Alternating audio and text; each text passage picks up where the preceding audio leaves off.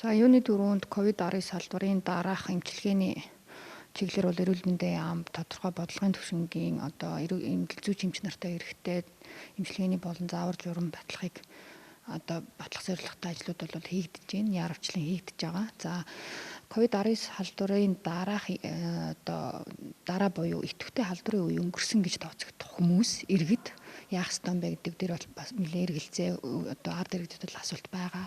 За энэнд тодруулж дэлгэрүүлж хэлбэл нэгдүгээр идэвхтэй халдварын үе гэдгээ юу вэ гэдгийг иргэд бол ойлгох хэрэгтэй. Шинж тэмдэг өгснөөс хойш тийм ээ тэгээд яг эмчилгээгээ хийгдээ дуусаад шинж тэмдэг ихснээс хойш бол нэг ойролцоогоор 14 хоногийг бол идэвхтэй халдвар тараах магадaltaй үе гэж үдээд альва тухайн халдвартай хүнийг бол гэрийн болон эмнэлгийн нөхцөл тусгаарлан эмчлэх баримтлал зарчмыг бол бид барьж байгаа. За энэ зарчмаараа бол өрхийн эмнэлэг болон эмнэлгүүд энэ хугацаанд бол өвчтнийг эмчлэх ийм тактик барьж байгаа. За ингээд 14 хоногийн дараа хөнгөн тохиолдлоор өвдсөн өвчтөн бол 14 хоногийн дараа шинж тэмдэг эхэлснээс хойш энэ бол халдваргүй болсон гэдэг утгаараа энгийн эмнэлгийн кабинетуудаар бол үйлчлүүлж болно гэсэн үг. Гэхдээ энд дахиад хэлэхэд хөнгөн хэлбэрээр өвдсөн өвчтөн гэж байгаа. Бусад эмнэлзийн хүнд болон хүндөвтөр хэлбэрээр өвдсөн бол энэ халдвартай байх хугацаа бас тодорхой хугацаанд сунж болно гэсэн олон улсын мэдээлэл судалгаа байгаа учраас энэ дээр бид нар бас яг тодорхой хэд хоног гэсэн зааж болж чадахгүй байгаа. За ингээд энгийн кабинетуудаараа үйлчлүүлж болно гэсэн үг. Идэвхтэй халдвар өнгөрсний дараагаар бусдад халдвар тарах магадлал нь багассан учраас очиж үзэж нүлнэ. Инхээр тухайн хүнд ямар зовөр шаналгаа үүсэж байна. Толгой өвдөх ч юм уу те, амьсгаадах ч юм уу, давчдах ч юм уу те. Сэтгэл зүйн хувьд хямралтай докторгүй болох ч юм уу. Энэ шинж тэмдгийнхаа дагуу тухайн кабинетуудаараа мэдрэлийн эмчт бол толгой өвдөх зовөр байнгын тогтмол давтамжтай байгаадаа бол очиж үзүүлж болно. Амьсгал авчдах, амьсгаадах зовөр байгаадаа бол уушгины эмчт ердийн кабинетд бол очиж үзүүлж болно. Бусад халдвар аваагүй иргэд, идэгчсэн иргэд бас энэ дээр зөв ойлголттой болох хэрэгтэй. Гэрээнд болон эмнэлгийн тусгаарлалтанд эмчлэгдээд гарсан хүн энэ дээр заасан хугацааг өнгөрчихсөн бол бусдад халдвар тарах магадлал бол бага байхгүй гэж үзэж байгаа учраас энгийн кабинетээр үзүүлээд явуулахад бусдад ямар нэгэн халдварын аюул байхгүй гэдгийг бас ойлгох хэрэгтэй. Ингээд үзүүлж болно. За дараагаар нь бас энэ ковид-19 халдвар эмнэлзийн хувьд хүнд болон хүндөвтөр гэсэн тохиолдлуудаар хэрвээ өвдсөн тохиолдолд тухайн хүнд маань уушиг, зүрх судас, хоол босруулах систем, за сэтгэл зүй гэх мэт энэ хүний эргэтэн системүүд болон сэтгүүл зүйн хувьд бол удаан хугацаагаар үлдэх, хадгалагдах өөрчлөлтүүд, эмгэгүүд бол байж болж байна. Жишээ татаад хэлэхэд хамгийн гол барьж энэ өвчин яваад байгаа эргэтэн систем бол амьсгалын систем, эргэтэн систем.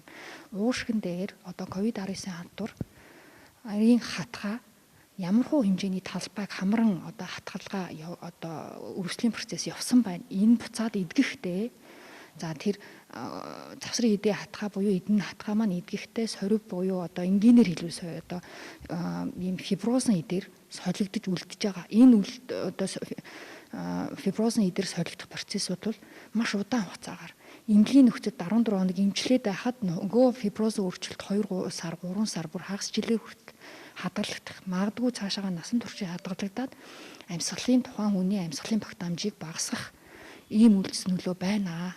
Энийг тэгэхээр биднэрт зайлшгүй бид нар энэ хор уушгийг аль болохоор багасгах, бага хор нөлөөтэй байлгахын тулд энэ ковид-19 халдварын дараах үед иргэд маань энэ байдал байгаа бол мэргэжлийн эмч нарт бол очиод үзүүлээд за жишээлбэл манай уушгины эмчлэгт үзүүлэхэд тухайн халдварын дараа үүссэн уушгины тэр гинцэн хэсгийн талбайг үнэлээд эмийн эмчилгээ зөвлөж болно. Амьсгалын дасгалуудыг зөвлөж болно. Энэ дээр манай бас сэргээн засах эмчилгээний манай эмч нар ямар амьсгалын дасгалтыг ямар хугацаатай хийх юм, агаарт яаж гарах юм, ямар хөдөлгөөн хийх юм гэх мэтчлэн энэ сэргээн засах эмчилгээний тактикуудыг бол зөвлөд явна.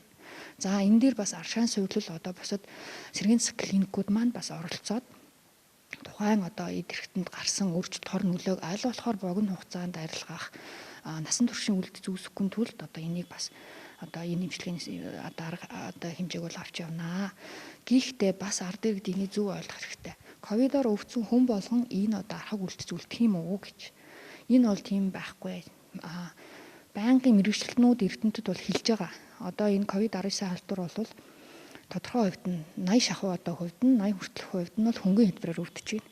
Хөнгөн хэлбэр гэдэг бол томуудгийн шинж тэмдгээр халуураад ханиагаад тийм ээ хэд хоног халуураад хөнгөн байдлаар өвдөд өнгөрч байна. Энэ тохиолдолтууд бусад эргэтэн системд одоогоор мэдэгдсэн хортой нөлөөтэй үлдэцтэй юм бол ажиглагдаагүй байна. Инхээр энэ хүмүүст бол заавал тэр сэргийн засах эмчилгээ болов шаардлагатай биш. Нөгөө үлдсэн 20% буюу тийм ээ хүндөвтөр болон хүнд шатаа одоо эмнэлзэн хэлбэрээр өвдөд байгаа хүмүүст маань бас тэдгээрийн тодорхой хувь нь одоо энэ уушгины хүндрэл дараа нь олон сараар үргэлжилж байгаа хүндрэл сэтгэл зүйн одоо хүнд байдалд айдастай автах төгшөөртэй байдалд үүсэх те дахиад өвдөхүй гэдэг байх зан төлөвийн одоо өөрчлөлт орох иймэрхүү юмуд байгаа учраас ийдгээр хүмүүст сэргийн засах эмчилгээ авах хэрэгтэй. Тэгснээс биш бүх ард иргэдэд бол одоо ковидоор өвдсөн хүн одоо 300 гаруй мянган хүнд маань заавал одоо тэр сэргийн засах эмчилгээ бол бас шууд шаардлагатай заалт биш шүү гэдгийг ойлгох хэрэгтэй. Тийм. За энэ бол ковид-19 халдвар бол өөрөө шинэ халдвар. Одоо энэ бол энэ цар тахлын хэмжээнд хүрч тархсан учраас эмчилгээний онцлогооны зүйл одоо яралтай арга хэмжээгээр явагдаж байгаа хажуугаар нь судалгаа шинжилгээ бол дагаа явж байгаа учраас бид бүхэн бол яг одоо жилийн дараа тухайн өвдөд өнгөрсөн жилийн дараа 2 жилийн дараа одоо ямар үр нөлөө дахиад гарах те мэдрэлийн систем ч юм одоо бусад энийг бол хинч бүгд мэдэхгүй байгаа. Тэгэхээр тийм учраас энэ одоо зарим хүмүүс бодоод байгаа шиг ингээ хөнгөн хэлбэрээр өвдөд өнгөрчүүл бараг тархалтаа тогтоод ингээд дахиад өвдөхгүй юм шүү ч юм уу те эсвэл одоогийн нийгэмд одоо салбар яамны зүгээс болон нийгмийн зүгээс авч хэрэгжүүлж байгаа арга хэмжээ энэ халдрыг аль болох хурдан цомох багасгах те аль болох хүмүүсийг нэмж халдвар ахуулахгүй байх дахин халдвар ахуулахгүй байх энэ одоо болгон хэмжээний болон бүх явагдаж байгаа үйл ажиллагаанд бити одоо хайн хандасаа тэ яагаад гэвэл та магадгүй залуу насны одоо эрсдэл бүлгийн биш хүн байж болно.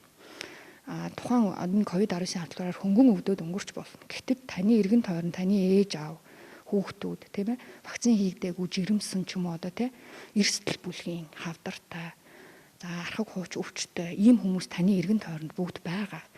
Энэ хүмүүсийг хамгаалах хамгийн гол арга бол та өөрийгөө амиа бодож болохгүй гэдэг одоо мессежийг хүн болгон авах хэрэгтэй. Энэ олон нийтийг хамарсан арга хэмжээнүүд байна. За намар болохоор нөгөө нийслэл хот сэрдэг бүх одоо үйл ажиллагаанууд идэвхждэг тий сургууль соёл одоо цуглах бүх зуны амралтаараас ирсэн албан газрууд бас олон нийтийг хамарсан үйл ажиллагаа явуулах гэх мэт. Энэ бүх үйл ажиллагаанд салбар яамны зүгээс болон мэрэгчлүүдийн хэлж байгаа зөвлөгөөг маш чанд сахиад заасан тооныхоо хүнийг хамруулах. За тэгээд халдвар хамгааллын дэглэмийг барих тийм ээ. Шаардлагагүй бол гадуур зорчихгүй энэ олонний хамарсан үйл ажиллагаанд оролцохгүй байхыг хувь хүн өөрөө мэд шийдэхээс биш тийм ээ. Энэ бол цар тахлын үеийн одоо асуудал учраас та өөрийгөө л одоо хянана бусдыг одоо өөрийнхөө хайртай хүмүүсийг өөрөө хамгаалж чадна гэдгийг хувь хүн болгон ухамсарлаасаа гэдгийг хэлмээр байна. Тэгснээс биш одоо тэнд тоглолт зохион байгуулж байгаа. Тэнд одоо олон нийтийн амарсан үйл ажиллагаа анд очих эрх нь бол та өөрт ч юм байгаа. Та өөрөө тийшээ явах хэсгээ өөрөө шийднэ тийм ээ. Оролцохгүй байх ч эрхтэй. Хэсэг хугацаанд энийг та төвчж болно тийм ээ. Энэ бүхэн дээр бол хүн болгон өөрийн гэсэн үзэл бодолтой энэ нийгэмд болоод байгаа энэ цар тахлын процессыг яг зөв мэдээллийг аваад өөрийгөө хамгаалах нь бусдыг хамгаалах нь яг танаас өөрөөс чинь шалтгаалж байгаа шүү гэдгийг бас маш сайн ухаамсарлаж энэ байдлыг одоо ойлгож байгаасаа гэж хүсэж байна.